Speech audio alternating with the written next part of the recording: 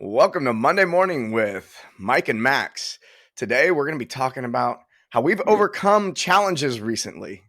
And Max and I both had weeks where we felt down, and then we went through a little process and moved through it and then come out much lighter on the other side. And you know what? I had two people contact me within 24 hours, and then a day later I had a third person contact me. They were dealing with anxiety, depression, whatever. And these are high performing people who just are running into trouble. And then in addition to that, I was hanging out with a few friends a few days ago, and they were describing the same thing.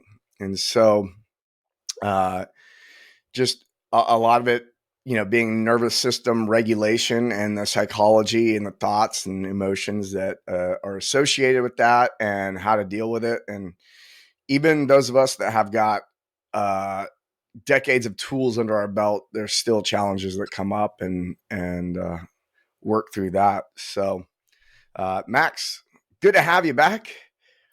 Good to have you back, Mike. And you're, yeah, a couple of weeks ago, you were feeling pretty heavy, and I you was were a I little, was a bit of a grumpy Gus. you were a little quiet on the show. I've been served up a few losses, and I pretty much was just exclusively winning for most of my career in fitness. I started when I was 18. I earned an hourly wage that was okay at the time. Within a few years, I opened my own gym. I started giving presentations all over the world, writing books, making videos, selling a lot of product, selling a lot of courses in person as well.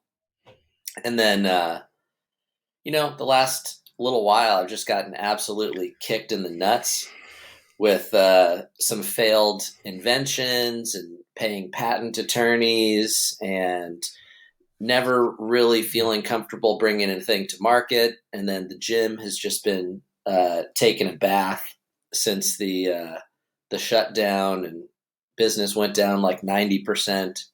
And now I got these fucking dogs that I love. Such a mistake to love more things. What was I thinking?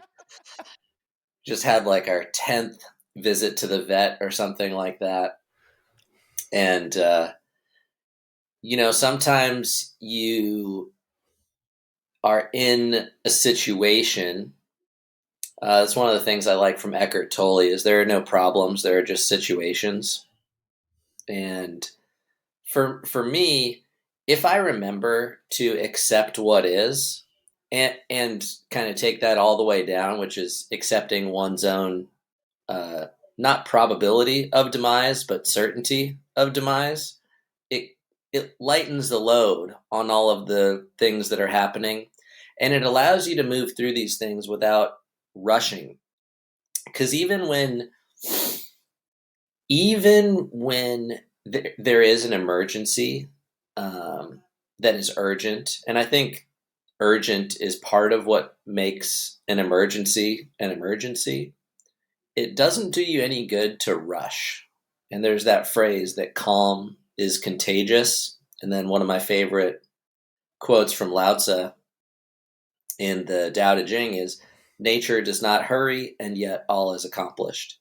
So for me, what helps the most is to accept what is and then not hurry through whatever actions I decide to take or not.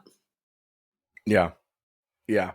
The wishing it was different sooner is a great way to prolong the suffering, I find. Oh, yeah. I Yeah. should have been better than this already. I should be stronger. I should be richer. I should be all this stuff. Well, I even think back to I remember I learned this through ayahuasca because, well, the thing about ayahuasca is if you do it enough, and you may encounter it your first time, there's going to be a moment or moments where you're in complete misery. Mm. And part of your mind wants to say, well, this is going to pass, and a lot of people, that's what they do. Is they go, well, this is temporary, this is temporary, this is temporary. But while they're saying it's temporary or it's going to pass, they're looking forward to what is on the other side instead of simply being present with what is in that moment. And I think about the old Jesus quote of this too shall pass. And That was Jesus. I, That's a good one. yeah, yeah, he was having a hard time and that, but I find that to be something that uh, that's like a level two of dealing with a situation. Like level one is like, oh fuck, and you're fighting it and resisting it and all that. Level two is, well, realizing, well, this is temporary. This is gonna pass. And that is better than being in complete resistance, but it's still resistance. I get it. It's like level one is this isn't happening. This isn't happening. Yeah, like I'm Level totally screwed. I'm totally screwed. Like, oh fuck. Yeah. this can't be happening. I reject it. And then level two is like this is happening, but later it won't be. And maybe level three is like so this is happening. Level three is yeah, level three might be this is happening, but where I've gotten and once I've figured out how to do this inside ceremony, the key is to move it outside of ceremony or treat your entire life as a ceremony. That's the approach I like to take. And uh, to become in such deep acceptance that I need to accept this as forever. And so the conversation I have with myself in those moments is if this is my forever, Mhm. then I accept that. I can love this incredible amount. I just stubbed my toe. It's like instead of trying to get rid of it, saying, you know what, if I experience a stub toe for the rest of my life, I'm okay with that. I'll survive. I can accept it and all that. And so what I find is when I get to that level of acceptance and I go, okay, this is eternity because technically it is. There's nothing other than this moment. And if you can get in into the presence of the eternity of this moment and what's happening and accept it, what I find after that is then everything unravels and everything becomes much more easy and you do get on the other side of it. Now the thing is I even hesitate to give people the advice and without this disclaimer. And the disclaimer is if you're trying to use the strategy to move through it, like if you're going, oh, I know how to beat this, and then you go, Mm, oh, I'm in acceptance of this, the you're not actually getting into the acceptance. You have to really just accept it, period. Um, and with no agenda of it being any different on the other side. And so mm. that's to me, that's the pro move is if I can pull that off, that's the level of acceptance I need to get there. It kind of reminds me of another Jesus related thing. I mean, my brain is going all kinds of different directions, but that tree of the knowledge of good and evil. Mm-hmm. So you label some things as good, that means you have to label other things as bad. And it's related to what I call the zoom function. If you zoom way out, there's no bad, there's no good, just pale blue dot, whatever. It's open, it's expansive, it's now, it's everything, it's all at once. There's no you, there's no me, there's just everything all at once. And then if you're making art, you want to zoom way in to those finer details and say there should be a line here, there should not be a line over here, and the ability to transfer between zooming in and zooming out, or being here or being later, is very useful. I mean, I think you would have a pretty hard time surviving if you are stuck in one or the other. If you're stuck in the future, not so good. Stuck in the past, not so good. Stuck in the present, you may find yourself stranded in the snow or something or something Yeah. like that, right? So you want to be able to adjust the zoom and then also project, right? We talk about projecting forward, but project forward into the future, and then also be present here and now. Yeah, that reminds me of something I little model I've worked with, which is not anything that unique, but I just say range is capacity. And if you're not spending any time at the end ranges, then your capacity overall is diminished. And so if you want, we can think about focusing your attention. We have the lighthouse and the flashlight, right? The lighthouse is projecting light in all directions and is looking to be seen, where as a flashlight it narrows in and wants to see one thing. Mm. And so one is just spraying everywhere. We could say sun or flashlight, right? I And like lantern and laser myself, but that's lantern just and because they both start with the L. ooh, I like that. Lantern and laser. All right, we'll go with lantern and laser. I like that better. So Yes. the if you spend, and I find this true with myself, if I'm spending too much time in laser, which I have a tendency to do, I think you do Mm. too, In the weeds. then you don't Don't really label me, get bro. you don't get to be the lantern. And if you want to be able to grow your capacity for laser, you do need to spend as much time as the lantern. And I know for myself, um, when I'm in laser mode and situations are arising, and uh, I want to, there's a tendency for me to double down on laser because at some point in my life that did serve me, but it's a Worked. really poor habit. And so I double down on laser, and then the situation doesn't change. I don't find the solution, and then a breakthrough occurs. Something smacks me up against the face, and I go, "Oh yeah, I need to go into that lantern mode and sit back with ease, take it all in, create space." So create space in the Mm. schedule, and I'd love to talk about how to create space, but create that space, and then all of a sudden the solutions to the situations start trickling in with a lot of ease. And you're playing on one side of the pendulum, and then you throw it over to the other side and you reap all the benefits. And so going back to, I think this is part of the middle way is, how do you hold that, allow yourself to swing when necessary, but reminding yourself to hold that center and keep coming back. Mm. I think circling back, it's acceptance and then curiosity, really. Curiosity is nice because it gives you a somewhat positive yet still unattached outlook. You're not trying to push past the thing that you're feeling, you're trying to be with it, essentially.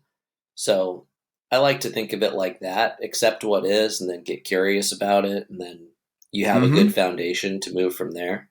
Absolutely. Yeah. And Um, what I was saying before about space, one of the things that when I create space in my life, what I experience is allowing my curiosity to guide me. And mm-hmm, so last week, I decided I was going to create a lot of space in my life. And what that looked like was scheduling a lot of time to play. If somebody invited me to do something fun, I'm going to say yes right now, because I mm, need to be in that lantern mode, and I need to hone my curiosity. And curiosity does best when there's no agenda, there's no result that I'm looking to achieve. mm-hmm. And play, which is just doing something without even thinking about getting much better at it, is a It's for great its way to own do that. sake. It's for its own It's sake. it's for It's its own art, sake. it's music, it's I played pickleball for the first time yesterday. And because I was new, there was definitely like that competitive nature that came up that did have an Mm-hmm, agenda. mm-hmm, But I was in that space. I was really forgiving of myself because I'm playing with a guy who's been playing for a while. And then I was picking it up for the first time. And man, it relaxed my mind. I was focused on what was happening in the moment, but it really relaxed my mind to be way more playful. And sure enough, in the last week, I realized I was being so much more laser. I decided to go lantern, and within a few days, a lot of the situations I was working on resolved themselves with Mm. ease, like almost with nothing for me to actually do. People and dogs, man. If you don't play, you're going to be a sick puppy. That's just all there is to it. I think two of the things that are maybe hardest for adults, uh, they don't play enough, and sometimes adults try to masquerade as playing, but really they're tracking their progress and trying to really improve at something, and it's not really for fun anymore. It's like Yeah, it's like they take out a second job with a physical sport or activity, but it's not really play. totally. People pick And up then CrossFit, and the next thing you know, they're trying to beat the clock and everyone else in class. I'm like, no, not totally play. well, and it's fine to like be competitive and try to win the point or something like that. But if your whole ego gets wrapped up into winning instead of playing, you kind of already lost the game. In my opinion, it's like when we were talking about sports, and I said I would rather the opponent's bus break down so we win by default than even play the game, Yeah, which is not ideal. So if you don't play as an adult, you're kind of screwed. And um, if you don't have people that you can share things with, I think it also gets really hard. There's that phrase, most men lead lives of quiet desperation. I think men are less likely to share when they're going through tough stuff. I know mm-hmm. that for me, like you've known me for a long time, probably the only time you've heard me stressed out was a couple weeks ago. That's right. Other than Like, that, you've been chill. yeah, yeah. That's why I was surprised. And I was like, oh man, I right. wasn't that worried because I know that your baseline is so good. So, okay, yeah, it is. And check this out. I've been laughing at myself so hard because I read a lot of Zen shit, I meditate, I do movement flows, I play, I have these conversations with friends. So, yeah, I draw and I take notes and I do all this shit and play music, whatever. And so I'm thinking that I'm a pretty patient guy, and I have become somewhat more zen. And what I realized through all this is I have not become more patient. In fact, I'm not patient at all. I have just controlled my life to such an extent that I don't have to do anything that I don't want to do ever. So I have this facade of someone who's really patient. But the reality is, I just have my life set up so nicely that I don't get stressed out about things. Yeah, When in reality, I'm less patient than I've ever been because I'm so conditioned to instant gratification pretty much every hour of every day. So as soon as a monkey wrench got thrown in the machine, I I'm like losing my fucking mind. And this whole time I thought, wow, I've really become a patient guy. But no, I actually just controlled my life so that, the tennis court is across the street. I can go for a swim. I can do this. I don't have to get in the car if I don't want to. I never sit in traffic. I don't have to wait in line for anything. So I just eliminated the situations where I might need to exercise patience and yeah, then just you tricked myself insulated into yourself. thinking, yeah, You're like, exactly. man, I got a nice coat of insulation. I'm zen as fuck. Yeah, exactly. So I'm not patient at all. Don't believe the hype. Yeah, that resonates. The when the rubber meets the road, when the hard times hit, can you be zen in those moments? And I think that I think about growth, and growth happens between comfort and chaos, somewhere in the middle. Mm, And if you don't visit chaos frequently enough, you're it'll atrophy. So if you have insulated yourself from uh, from chaos, then I could definitely see How can you insert more chaos methodically? It sounds like, I mean, tennis is one way because Exercise, you have no control over yeah. what someone else is going to do. Play. That's one of the biggest parts of play is you get true agility, which is reacting to a stimulus Right. that is not predictable. Yeah. Yeah. Um, yeah, it's it's funny. So the first thing that adults miss a lot is play, just doing something for its own sake. That's active though. And then the other thing is sharing, sharing with people. I think ladies do this a little bit more naturally. They share how they're feeling about things or something like that. And I've always thought that was a weak point. Basically, if I need help, that means I fucked up somewhere along the way. If I need to talk about my feelings, I'm just creating a problem for somebody else. So that's never good. And it's probably the first. That's just the perception, right? I bet a lot of guys feel that way too, though. Absolutely. I think that's really common, and you don't have to paint yourself as a victim, but I think there's I don't know what it is exactly, but having people to talk to, I think if you aren't allowed to articulate what you're thinking and feeling in an environment that is accepting and non-judgment, but also discerning. You don't want someone to just be like, "Yes, yes, whatever you say is true. Yes, yes."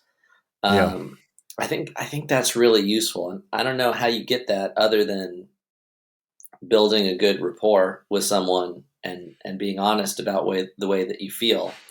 Like I said, you don't want to paint yourself as a victim if you're feeling like times are challenging you, but I think it's really valuable to be able to express those thoughts. Otherwise, if you suppress them, you probably become somewhat ill. This is my experience too. Yeah, yeah. It'll weigh on the heart, which will block your energy, and over time it'll diminish. And it happens so slowly that you don't even notice. It's a Mm, pot of boiling water, and that's how therapy should work. Someone shows up and they have rapport with a therapist, and then they're able to project all of their emotions very messily and thoughts. Usually it's way more stories about the emotions than the emotions. Most people think they're sharing how they feel. They're actually sharing the story about how they feel. It's like, oh, I feel mm, sad. They'll never even say I'm sad. They'll tell the story of what made them sad. They right. and it's usually not even the truth. Like, they don't even know why they're sad, necessarily. And so Or worse yet, they say a word that they don't know the definition to. that Like I was happens all the talking time. to I was talking to a guy who was seeing a therapist, and he's like, "Yeah, I've been feeling really depressed." And I was like, "Oh, what does depressed mean?" And he was like a deer in the headlights, and I'm like, "Well, I would probably stop saying that until you're sure what that label you're giving yourself is, because you don't want to add 10 types of academic baggage to whatever sadness that you're experiencing. You know what I Yeah. mean? Well, I think depressed is just a result of suppress. And if you suppress long enough, you're not going to feel much of anything, and everything's going to Mm, get really dull. I think a lot of people do describe depression. They mix it up with sadness.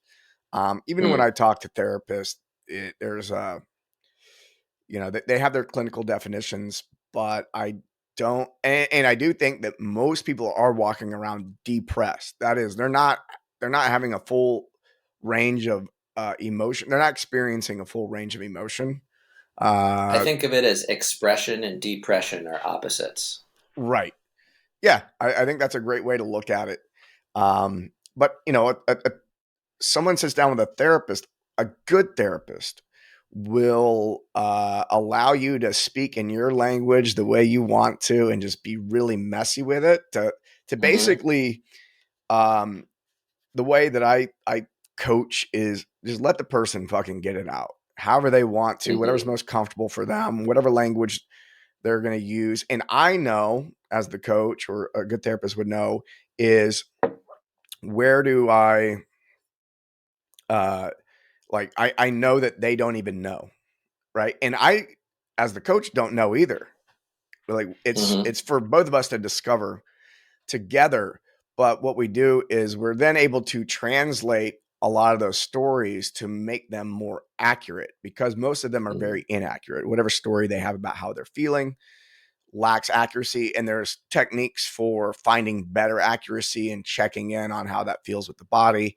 And then when accuracy is found and it allows the mind to quiet down and the person is given the gift of being able to experience that emotion fully, then they can move through it. Then, the depression lifts and they're able to move on. And, for most people, it's not going to happen in one hour session. This is, you brought up the conversation of rapport.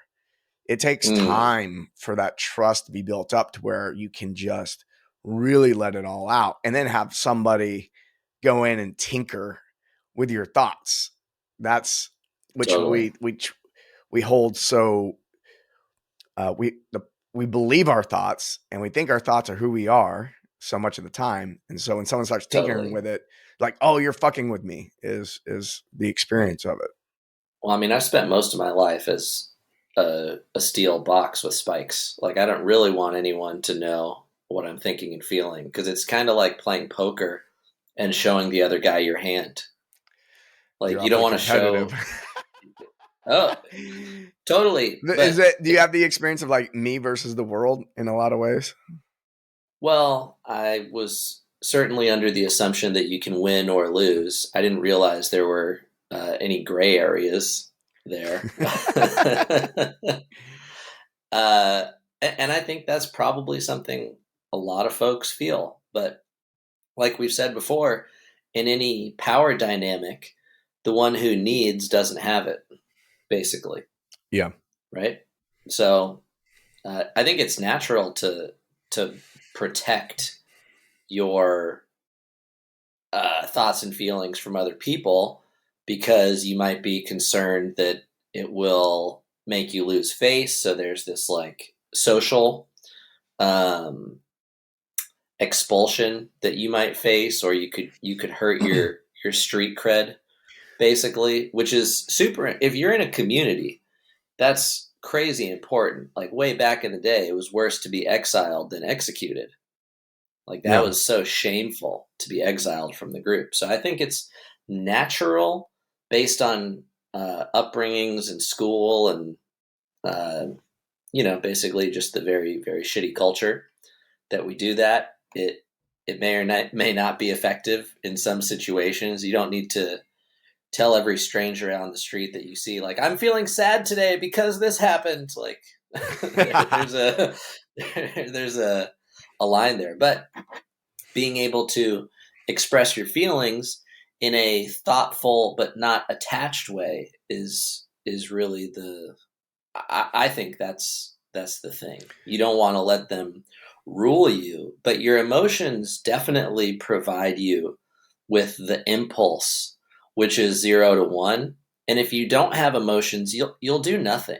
It's kind of like having logic without belief or faith or something like that. You will never go from 0 to 1 unless you believe emotionally that there's an advantage to it. There's something greater over there. You don't have to immediately follow that direction that your emotions provide the impulse for, but um, without it, you can't use logic to harness that energy afterward. Yeah. I think about emotions are energy. And we break it down into Latin. We look at emotere, energy in motion is the way that the old Mm, philosophers were looking at it. And so, uh, falling into dysfunctional emotional patterns, basically, people have probably heard the language around stuck energy. Someone's got stuck energy, which a lot of hmm times people for a long time I would hear that. I'm like, I don't know what they're talking about. That's some weird woo Yeah. woo shit. And to me now, it's just another way of saying there's unprocessed emotional energy that is circulating. It may be circulating, and you're depressed because you're depressing it, you're suppressing it, and uh, that's what causes those thought loops. That's what causes you to mull over the same situation over and over and over again. It's because you actually haven't released the energy of it. You're clinging to it or suppressing it in some way. Um, that's super interesting to me as someone who's invested a lot of time into pain relief and injury rehabilitation. I usually describe it as you have the stuff and the story. Mm-hmm. So the stuff is like your bones and ligaments and nerves and all the stuff. And then the story is essentially the story that you have surrounding that situation, let's call it. And I personally have seen evidence that the story makes the pain and the dysfunction continue long after the stuff is healed. I have lots of examples from other practitioners, personal trainers, doctors, osteopath, PT, whatever, where the story is what keeps a person feeling injured. And it can be any number of things. Shame is a really strong emotion. So you might have a sports injury, but there might be what's called neural chunking around that. And so you now have chunked together this shameful story in an afflicted body part. And look, it's way more interconnected than the anatomy book would have you believe. If you just look at straight anatomy, and you'd be like, whoa, what the hell's going on here? The stuff is just fine. They take pictures of the insides and the outsides, and they're like, hey, the stuff looks good. Well, this problem with the story. It's just not working here. Yeah. Yeah. Well, I mean, yeah, like I said, the stuck energy results in a lot of time spent in the head, in the mind, which is just a series of stories. And I was talking to Ashley about this morning at breakfast, and we're building a curriculum together right now. And I was talking about how the I think about the body, the hardware. I split up into two different categories. One is what's happening physiologically, and then what's happening biomechanically. And what I have witnessed is so many people who are going through some type of psycho-emotional healing uh, will, like you were saying, what was it, a cluster chunk or something like that? Neural chunking. Neural chunking. So what I've seen is, as an example, someone's diaphragm is not firing properly, or something in their core is not firing. Something like guilt tends to be stored in the lower gut, so in the lower abdomen. And so if you're experiencing guilt, then and it's not processed, then that part of the body, those muscles won't even fire. The nervous system is been trained to avoid feeling that area, which means that over time it's not going to be able to fire that area either. And then that Mm. results in poor movement patterns. Um, before my triple hernia surgery, uh, You had a triple. Oh, that's triple, pretty good. I only yeah, had a double. yeah, yeah, I'm better than you. Uh, I lost again. that means that I'm just 50% dumber than you. So it's like, but You think only 50%? I was So stupid. I was getting. This is why people tune in. This is uh, but before the hernia surgery, my blood panels were off. I was running myself into the ground. I was in physical therapy 2-3 times a week for my shoulder. I was competing. I was competing in weightlifting, and uh, ego was stronger than my health, because I definitely was never going to make money from getting on a podium. I mean, it's weightlifting. It's not the NBA. We do a And whole podcast about that. It drives me nuts. It's so crazy what we do. so Like crazy. the amateur athletes who try to treat it like a professional. It's insane. It's dumb. So, Yeah. Who hurt you? and this is coming from two guys who were amateurs. Yeah, So we were trying to be the best amateurs ever, which is totally. totally defeating the purpose of the joy of being an amateur at something. Yeah, exactly. So I end up with triple hernias. I went to the doc. I thought I had one. He tells me I have two. I come out of surgery. He said I had three. And I thought I was going to be back in action in a month or so. I was like, I can, Whoa. I'm healthy. I can, It yeah. doesn't sound like a reasonable Well, my entire expectation. life, if you study my life, it's just one unreasonable expectation after another. Mm, So, which has its gifts. People who tend to be unreasonable achieve some really great things, but usually are unhappy with the result anyway.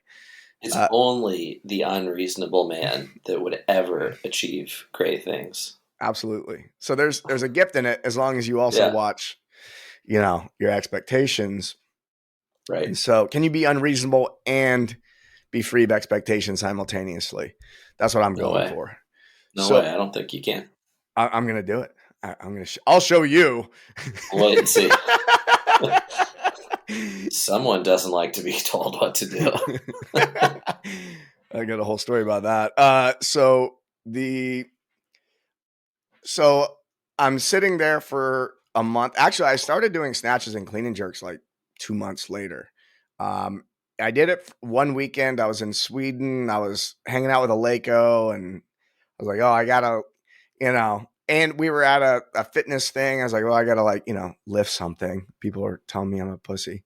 And so I did, and it was fine. I mean, I didn't feel amazing, but it wasn't terrible either. But I noticed that uh, things weren't getting better like I thought they would. And I go, you know what? This has to do with my breathing. There's something. My core was weak. I knew enough about everything to realize that there was something that was weak inside, and there's a reason it was weak. And I'm not going to just go back to the same movements to repair it. So I reached out Right. to Jill Miller, who wrote Yoga Tune Up, and she's got the balls, and she is like a breathing mechanics expert. So I started a conversation with her, and I realized, oh shit, I have been breathing wrong, and this is likely why my shoulder was hurting. This is why I ended up with hernias. Mm-hmm. This is why my hamstring was tight. Like every bothersome thing in my joints was a result of a poor breathing pattern. If I trace it back, I correct the breathing problem, all of a sudden the hamstrings get loose, the shoulder feels fine, so on and so forth. Mm, And so uh uh and then a year later I do ayahuasca, and then I feel all this energy move from that area and come out of me, and I mm, found new levels of strength and mobility and all of that just from a single session. The next morning, I was able to sit in a squat more comfortably than I'd ever been able to sit in a squat before. And mm, uh, the thing that I notice is most people, they have that type of experience, and then they really don't have a physical practice to create structural integrity for that area. So say like myself, if there was something not firing, and then I sit in a ceremony where it helps rewire that, and now it's firing again. If I don't do movements, if I don't practice movements that are going to reinforce new patterns, new neurological patterns, and getting the muscles from an atrophied state to being strong, I'm likely going to fall into the same emotional patterns in the future too. And so mm. going back to what you're saying is it's all interlinked. I find that people tend to try to fix everything physically, or they try to fix everything psychologically. And Mm, it's a rare person to understand that both are just as important as the other. mm. Yeah, I would say it's pretty rare to find someone who's competent at both of those Hmm. to walk you through some, I mean, I guess you could say logotherapy or something like that. Some sort of psychological cultivation where you gain some clarity on the stories. Once again, not judging them, but just getting curious. And then also integrating new basic movements. It doesn't have to be anything fancy. It could be throwing and catching a ball, walking, maybe squatting, rolling around on the floor is very powerful stuff for rehabilitation. But like you said, if you have already set these predictable patterns, even if they're not good for you, people usually revert to what has quote unquote worked for them in the Hmm. past, kind Hmm. of going back to the idea of being in laser mode all the time. Like, for example, not only did I think that I was patient, I also thought I was good at business many, many years ago. But neither of those things were true. I just hyper achieved in some areas, and it was enough that I didn't get my ass kicked with all of the glaring deficits that I can see now with the benefit of hindsight, right? I don't know what you're talking about. It's never happened to me.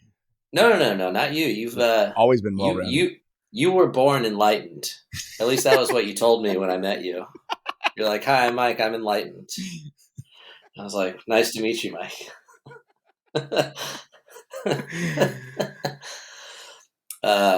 Isn't that a funny competition we get into? Also, like I remember it was so funny when I was starting to do like the speaking circuit for fitness and stuff like that.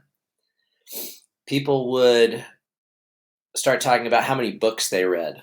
That was like the new flex to Uh-huh. me. And I just thought it was so funny because the retention on reading books is so tricky anyway. Yeah. What does it mean if you read like 100 books a year? Is that good somehow? Like I just it's one of those things that I never I'm really understood.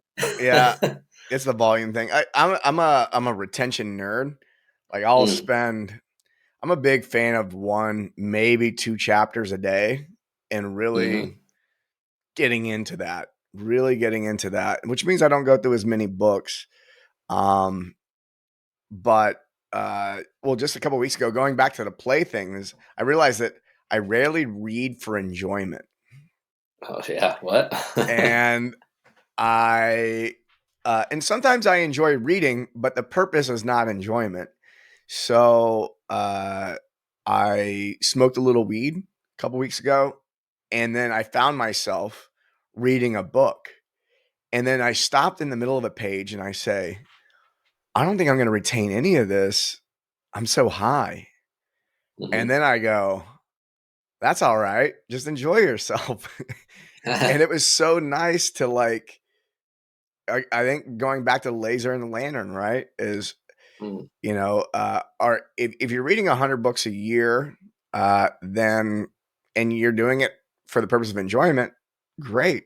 Who gives a fuck? right. But if you're doing it so to learn or to retain, then you probably don't want to read 100 a year. You're probably going to read a lot less.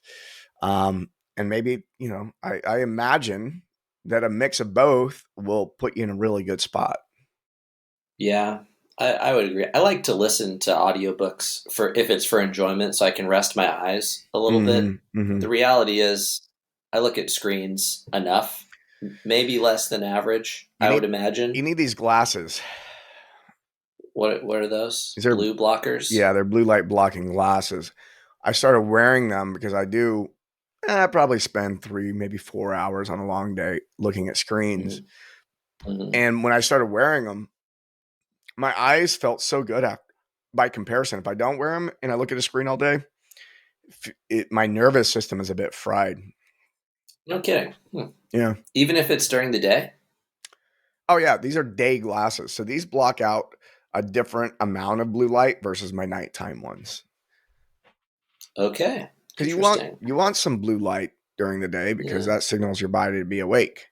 I mean, it's mostly blue light, right? Totally. I'm only thinking of it in terms of, do I want to have my eyes fixated on something very close That's a for different long story. That's different periods than of lights. time? Yeah. Yeah, It doesn't totally. matter if it's a screen or a book. You're spending too much time, you know, a foot or two from your face. Well, it's like the farmer and the accountant, right? The farmer can see stuff a mile away, and the accountant can see stuff 10 inches away. And together they have incredible powers to run the farm. But that's a real thing, though. Farmers become farsighted, and accountants become nearsighted. hmm It's just whatever you train your eyes to do, muscularly and all that stuff. Yeah. You know what? My vision is really good. I'm 41. I don't need any assistance. And neither one of my parents needed assistance. I think they got reading glasses in their 50s. I think a big part of it is because I didn't, in my family, there wasn't a lot of time spent uh, looking close up. I was homeschooled. Hmm. So, there was 3 or 4 hours where we were looking at books, but the rest of the time was outside. And I Mm. imagine that like there's a lot of nearsightedness in the US just because so much time is Dude, spent indoors. Because even if you're not looking especially at a looking book, at a small screen, especially looking at a small screen, you're it's always probably getting worse. zoomed in on small details. I mean, these kids are fucked. Not to be catastrophizing or anything like that, but uh, there's it's fine. It's fine to look at stuff close up. If you were an artist working on a miniature figurine or whittling something with a lot of detail, you'd be looking close up. The trick is to just make sure you also zoom out so you don't live there. There's no Yeah, such, just like posture, same thing. You can even think of nearsightedness as eye posture, totally. basically. Totally. Uh, there's no bad posture, but if you stay in one for really, really long periods of time, your body's going to be like, oh, yeah, we'll grow and conform to this. Just like putting a brace on a tree or something, or a lattice that a vine can grow through. You're just encouraging that more and more. So it's not bad to look at things close up. It's not bad to be, there's no bad posture. You just don't want to live there, basically. Yeah. Yeah. What I've heard in the past is the best posture is the one that's always changing. Yeah, dynamic posture. Yeah. That Yeah, because sitting is nice. I remember there are so many things. Remember, sitting is the new smoking. oh yeah. That was Kelly Starrett's fault. Was it? Yeah. Well, I mean, I think he and maybe Tim Ferriss's help popularize the stand up desk, which is yeah. great because the desk I'm sitting at right now is Hmm. adjustable. I can stand with it. I can sit at it. I like to rotate between sitting, standing, and lounging. Those are my three work postures. If I'm looking at a Mm, screen or a book, I'm in one of those three. And yeah. that's one thing I like about yoga. I've been doing a shitload of yoga lately. I mean, how many postures am I going to cycle through? I might cycle through 30 different postures in an hour and multiple times per posture and get strength, build some strength in each one. Hmm. Very powerful. And I like that they call them poses. A pose, Hmm. is a posture. And Yeah. I think it makes all the sense in the world to me, especially the more I do it, the more sense it makes to Yeah. me. Yeah. I take a few dance classes in the living room right now. It's Yeah. pretty fun. Like, yeah, some modern dance, which is like ballet without the Russian lady hitting you with a stick for not having your ankle in the right position. It's like a little free form. But it's like most sport, like dance is so good for you if you don't take it to the extreme professional level where it destroys your feet and hips. Right. You look at, man, I feel like I've brought up this point so many times, but I just feel so stupid for how much money I gave to crippled weightlifters, teaching me the secrets of fitness when I should have just gone to a fucking dance class. I went to this African dance class, and it was such a mind altering experience. This 60-year-old lady literally Was this a flying around the Zoom room. class or in No, this person? was in person. Uh-huh. It was awesome. It was right before places got shut down. Um, I took like a few months of classes, and this gal would come in and she would fly around the room, and it was so fun. And then there was a drummer there named Nana who would do live drumming the whole time, and it was just so lively. There's so much energy to it. And then you have people arguing over like, should you do 5 squats or 8 squats with a fucking barbell on your shoulders? And I'm like, these guys are wrong, man. Like, I don't want to try to be an absolutist like that, but I just think about the thousands of people I've coached in the gym and at seminars and what they actually want. And a little bit of dance, a little bit of martial arts, some Pilates, a little bit of yoga. That's all so I think of it as 2 categories. You have move yourself and move something else. Yeah. And you want to have a little bit of each. You don't want to be completely unable to pick up a heavy object and carry it around. But you don't want that to be the majority of your exercising. There's so much coordination and speed and rhythm and liveliness that you can get just moving yourself around the space. Climbing is another example in a different environment. So finding that good balance, that's what we do at the gym, is we find that balance between moving yourself, which is the dance, the martial arts, the climbing, a little bit of yoga, Pilates type of stuff, and then sprinting, sled pushing, that kind of thing. And then move something else, which is more like picking up a heavy sandbag and a little bit of wrestling and roughhousing where it's a little bit more dynamic and chaotic. And that's a really nice sweet spot. Just kind of piggybacking on this whole idea of postures. Same with a psychological evaluation when you're thinking about what to do for exercise. Strip it all the way down. What do you think you're going to get out of this? What type of result are you chasing after? I mean, I know most people aren't ready to hear it, but if you're exercising for fat loss, it's like driving a car for fuel consumption. Who cares where I go as long as the engine is running? Like, it doesn't fucking matter. And it's the least efficient thing you could possibly do. So there's a lot. I could go on a huge rant there, but I'm gonna leave it there. We're overall doing pretty good today. So Yeah, I think so. Exercising for fat loss is crazy to me. Is I go, that's such a hard way to do it. Why don't you just change your diet? That's going to dictate the majority of, well, I say diet and some other lifestyle stuff that does not even require exercise. You could go for a walk, drink more water, sleep in a dark, cool place, avoid fluorescent lights, de-stress your life. Fucking weight will fall right off. I promise. It's so far away from the root cause, right? Because Exercise, yeah. obesity is a mental dis-ease with physical evidence, like you get fat from it. That's Right. all. TikTok is a mental disease with very little physical evidence. You won't get fatter just from watching that stuff. You might get dumber. I don't know. Everything in moderation, right?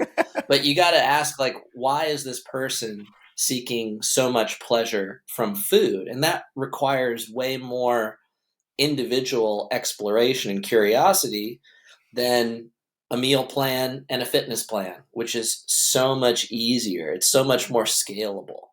Yeah. But it doesn't address the root cause of why that's happening. Yeah. Feel good here. Yeah. Did we learn anything We today? crushed today. We learned that I'm not patient, actually. That was such a big revelation. I thought for years that I've been patient, but I just tricked myself by removing all of the things that I don't like. Yeah.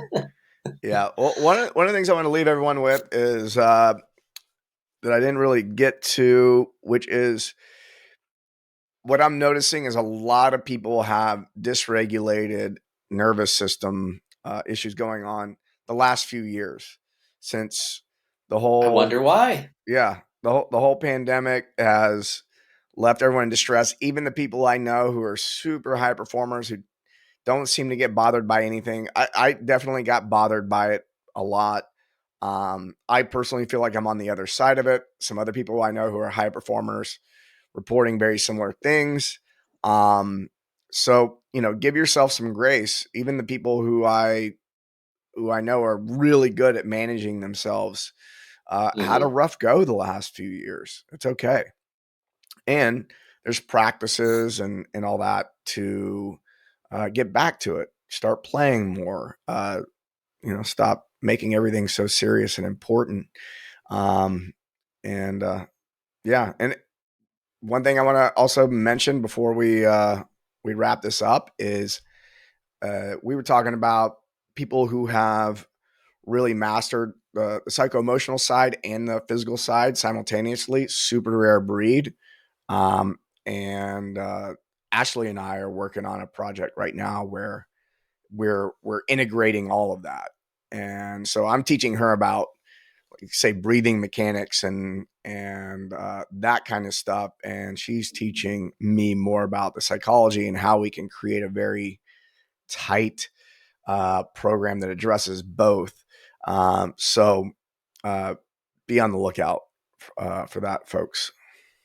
Very exciting. Yeah, Thanks, Mike. That was a lot of fun. If you guys want to check out maxshank.com, all kinds of fun plans, daily routines, that sort of thing, or hit me up at maxshank. And that's it, Mikey. excellent. Find me on Instagram, Mike_Bledsoe. I will see y'all, talk to y'all next week. Love you, Max. Love you, buddy. Bye.